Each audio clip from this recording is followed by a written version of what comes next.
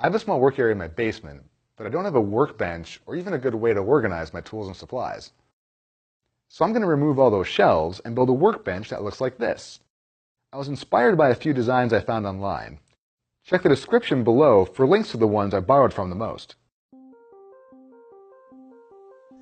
I started by cutting almost all of the pieces for the frame, which is made entirely from 2x4s.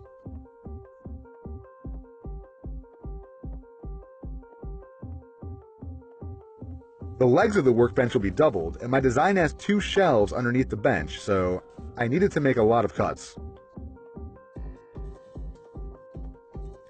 I cut everything in my garage, and then brought the cut pieces down to my basement, where I assembled everything. I'm using pocket holes to lock the legs tightly together with the long support beams, but the legs will be further reinforced when I double them up with a single board. Once I have all the pocket holes drilled in the smaller leg pieces, I started assembling.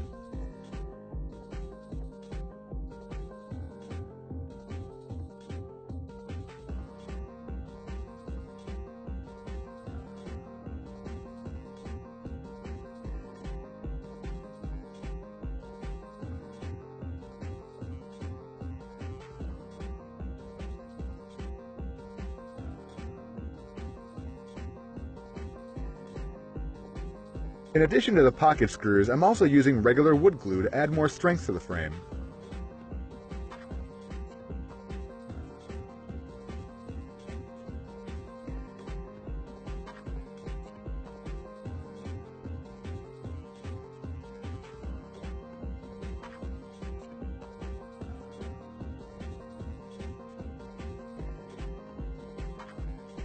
I finished one of the long sides, so now I'm going to repeat the process to create the other side of the frame.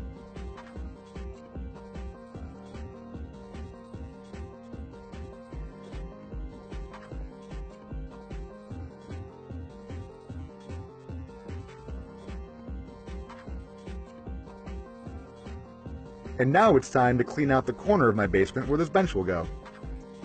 First, I had to remove everything off all the shelves. Behind the camera, I have some additional shelf space, so that's where a lot of this stuff is temporarily going to live.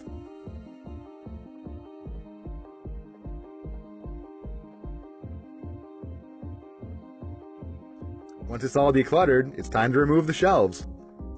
Don't worry, I'm keeping the wood. Those are nice dry 2x12s that I'm sure will come in handy in future projects.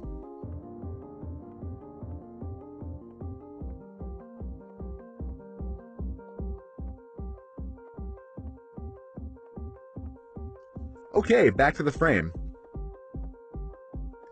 Now, I'm doubling up the legs with single pieces of 2x4 to add strength. On the right side of the screen is where the top of the bench will end up when it's standing upright.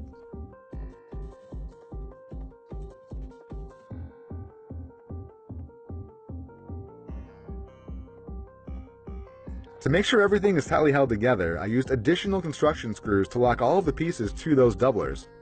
I don't know if it's necessary, but I figured it couldn't hurt. Finally, I added the bottom spacers to finish the legs of the frame.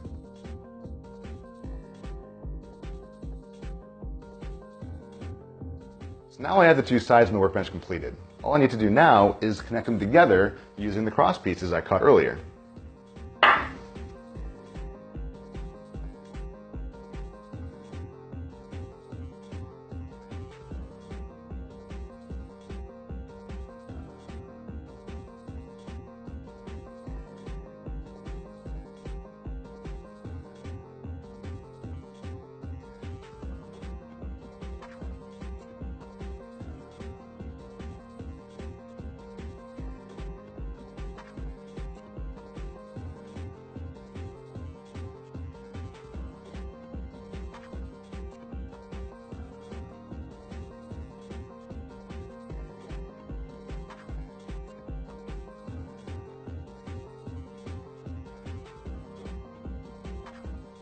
Okay, so the last cross pieces are in, so that means the structure itself is done now. All I have left to do is cut and put in the shelving for here and here, and then put the bench top on. I cut each shelf from some pretty inexpensive half-inch plywood. I cut the plywood after I made the frame, just to make sure everything fit together a little better. I secured each shelf to the frame using a few small screws, just enough to tighten down each side.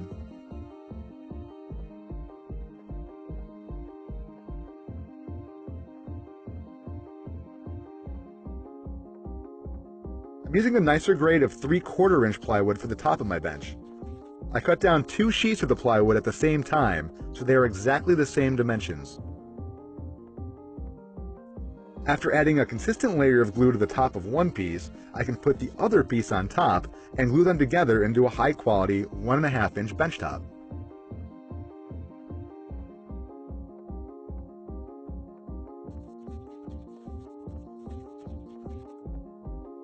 Once I let the glue dry, I moved the workbench to its final location and secured the bench top to the frame using construction screws.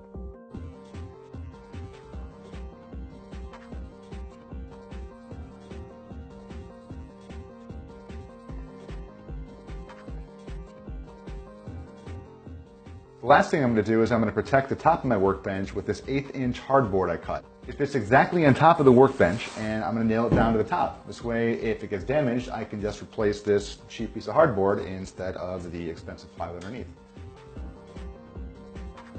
I used some framing nails to secure the hardboard to my bench top. I had some problems keeping the nails straight, but I eventually got them all in. And here's the finished product. I'm really happy with how it turned out. It's really stable, it's extremely sturdy, and I expect to get many years of use out of it. I also installed some pegboard and started to organize my tools. I still have a lot of unused shelf space down here, which is great because I still have a lot of tools I want to buy. I look forward to making future videos about projects I make on my new workbench. If you want to see those videos, please subscribe to my channel. That's it, so thanks for watching. See you next time.